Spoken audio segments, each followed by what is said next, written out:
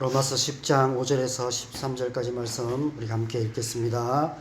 모세가 기록하되 율법으로 말미암는 너희를 행하는 자는 그 의로 살리라 하였거니와 믿음으로 말미암는 너희는 이같이 말하되 내 마음에 누가 하늘에 올라가겠느냐 하지 말라 하니 올라가겠느냐 함은 그리스도를 모셔 내리려는 것이요 혹은 누가 무저갱에 내려가겠느냐 하지 말라 하니 내려가겠느냐 함은 그리스도를 죽은 자 가운데서 모셔 올리려는 것이라.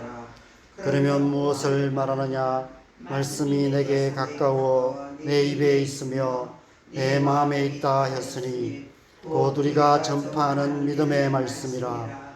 내가 만일 내 입으로 예수를 주로 시인하며 또 하나님께서 그를 죽은 자 가운데서 살리신 것을 내 마음에 믿으면 구원을 받으리라. 사람이 마음으로 믿어 의에 이르고 입으로 시인하여 구원에 이르느니라. 성경에 이르되 누구든지 그를 믿는 자는 부끄러움을 당하지 아니하리라 하니 유대인이나 헬라인이나 차별이 없음이라. 한 분이신 주께서 모든 사람의 주가 되사 그를 부르는 모든 사람에게 부요하시도다. 누구든지 주의 이름을 부르는 자는 구원을 받으리라. 아멘. 우리 사는 이 세상은 행위 중심의 세상이죠. 그죠? 안보다 바깥을 더 중요하게 생각합니다. 내면보다 외면을 더 중요하게 생각하죠. 눈에 드러나는 것으로 평가받고 가치가 인정되는 세상입니다. 외모나 학벌이나 재력이나 재능으로 사람의 인생이 결정되는 세상입니다. 좋은 옷을 입고 좋은 차를 타고 좋은 집에 사는 사람은 잘 사는 사람이라고 부르고 그렇지 않은 사람은 못 사는 사람이라고 부릅니다. 무슨 일을 하든 수단과 방법을 안 가리고 좋은 결과를 만들어내는 사람은 능력 있는 사람이 되고 아무리 열심히 일해도 결과가 좋지 않으면 무능력한 사람이 됩니다. 다른 사람이 하지 못하는 뛰어난 업적을 남기면 훌륭한 사람이 되고 사람들 보기에 변변치 못한 삶을 살면 별 볼 일 없는 보통 사람이 됩니다. 그럴 수밖에 없습니다. 왜 그럴 수밖에 없을까요? 그 이유는 우리가 육신에 속해 있기 때문입니다. 눈에 보이는 것밖에 볼 수 없기 때문입니다. 열 길 물속은 알아도 한 길 사람 속은 모른다는 속담처럼 그 누구도 심지어 자기 자신조차도 그 마음이 어떠한지 그 마음 안에 무엇이 있는지 알지 못합니다. 겉으로 드러나는 것만 볼 수밖에 없기 때문에 5절 말씀처럼 율법으로 말미암아 의를 행하는 사람이 될 수밖에 없습니다. 그 속에 거짓과 불법이 가득하다 할지라도 겉으로 드러나는 행위만 그럴듯하면 되는 것입니다. 어쩌면 이 세상은 행위를 통해서 마음도 의롭게 변화될 수 있다라고 믿는지도 모릅니다. 자신들의 행위가 의롭기 때문에 자신들의 마음도 당연히 의롭다고 생각했는지도 모릅니다. 정말 그럴까요? 우리의 행위가 올바라지면 우리의 마음도 변화될 수 있을까요? 행위를 바로잡으면 마음도 바로잡을 수 있을까요? 만약 그렇다면 예수님께서 십자가에 죽으실 이유가 없으셨을 것입니다. 그래서 6절 말씀에 그러나 믿음으로 말미암는 너희는 다르다라고 말씀하고 있습니다.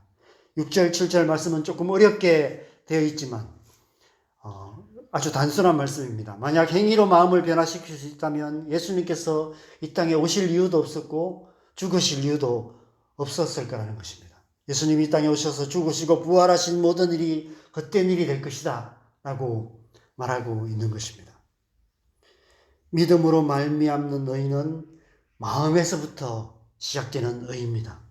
변화는 밖에서부터 안으로 일어나는 것이 아니라 우리 안에서부터 밖으로 일어나는 것이다 라고 말씀하고 있는 것입니다.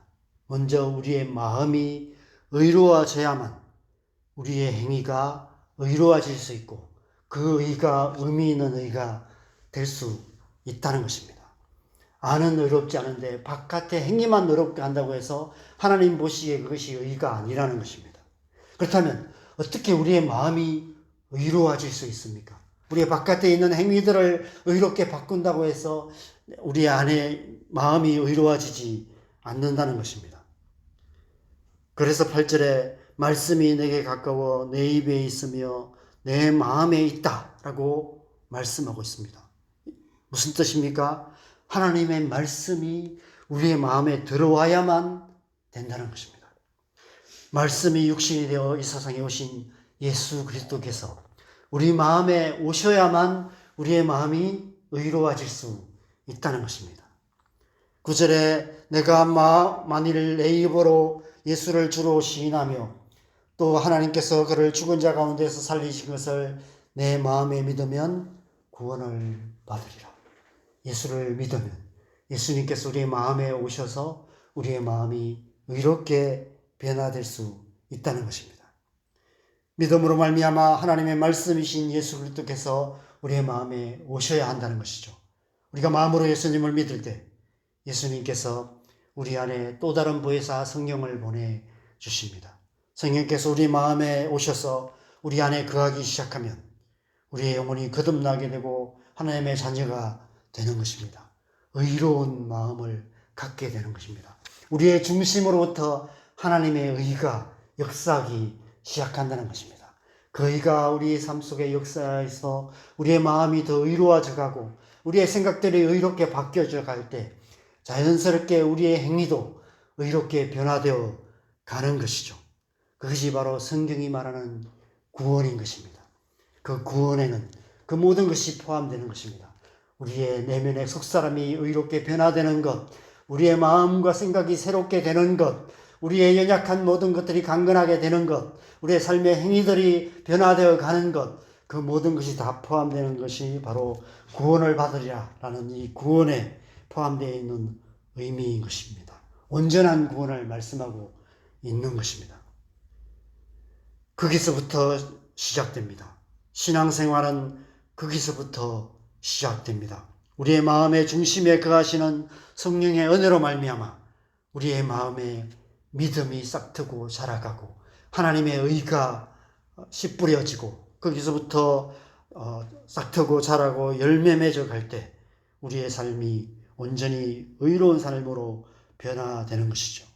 그 믿음이 우리의 입으로 고백되어지고 공동체에 증거되어지고 찬양으로 선포되어지고 우리의 삶 속에 의의 열매로 나타나는 것, 그것이 바로 온전한 구원인 것입니다. 그래서 10절에 사람이 마음으로 믿어 의에 이르고 입으로 시인하여 구원에 이르느니라 하고 말씀하고 있습니다. 신앙은 마음에서부터 시작됩니다. 변화는 안에서부터 시작됩니다. 진정한 신앙생활은 마음으로 하는 것입니다. 여러분, 소를 물가로 끌고 갈 수는 있지만 물을 마시게 할 수는 없다라는 속담이 있습니다. 우리가 사람들을 전도해서 교회로 데리고 올 수는 있지만 예배 자리에 앉혀놓을 수는 있지만 믿게 만들 수는 없습니다. 우리가 우리 자녀들 교회로 끌고 와서 예배 자리에 앉혀놓을 수는 있지만 그래서 교회 생활을 잘하게 만들 수는 있지만 그러나 신앙생활을 잘하게 만들 수는 없습니다. 왜냐하면 신앙생활은 마음에서 시작되고 우리의 마음속에 믿음이 있어야만 마음으로 믿어야만 신앙생활이 시작될 수 있기 때문입니다. 그들이 마음으로 믿어 의에 이르고 입으로 시인하여 구원에 이르게 되어야 진정한 신앙생활을 할 수 있는 것입니다. 그래서 우리는 우리의 자녀들을 위해서 기도해야 하고요. 우리가 찬양하는 것처럼 전하고 기도해야 합니다.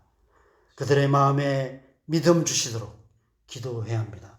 믿는 마음 주시도록 그들의 마음에 성령의 은혜를 주셔서 그들 안에 믿음을 주셔서 우리의 자녀들이 아직 믿음 없는 우리의 가족들이 믿음으로 이제 주님 앞에 나오고 믿음으로 진정한 신앙생활을 할 수 있도록 기도해야 하는 것이죠.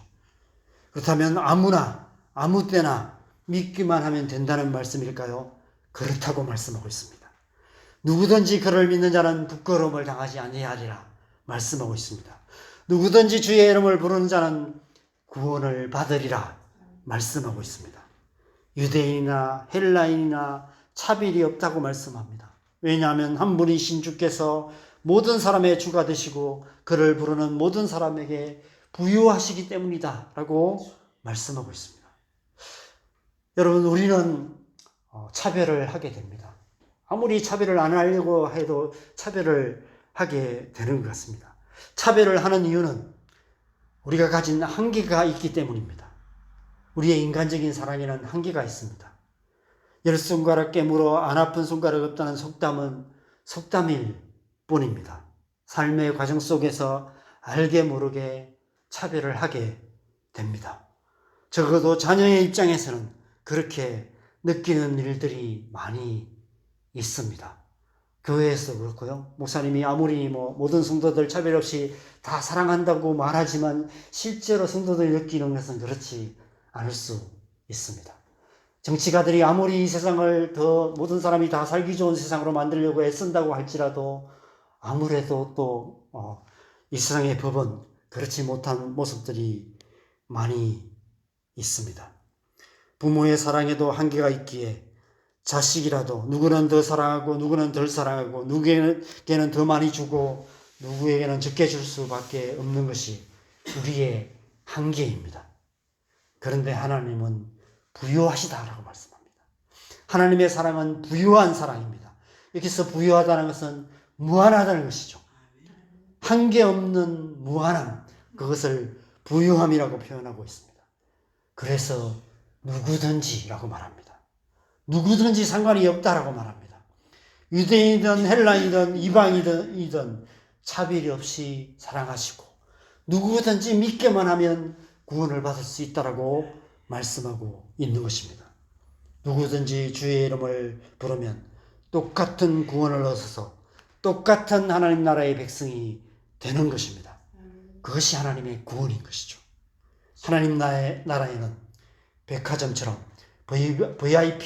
VVIP 주차장이 따로 있지 않습니다.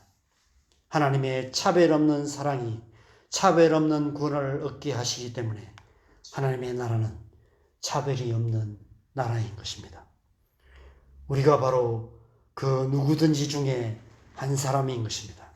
우리는 오직 예수, 오직 믿음으로 하나님의 차별 없는 구원을 얻어 하나님 나라의 백성이 되었습니다. 성경에 이르되 누구든지 그를 믿는 자는 부끄러움을 당하지 아니하리라라는 분명하고 확실한 약속이 우리 안에 주어져 있습니다. 그러므로 우리의 구원은 어떤 상황에서도 변하지 않는 확실한 하나님의 약속인 줄 믿습니다. 그래서 우리는 믿음으로 살아야 하는 것입니다.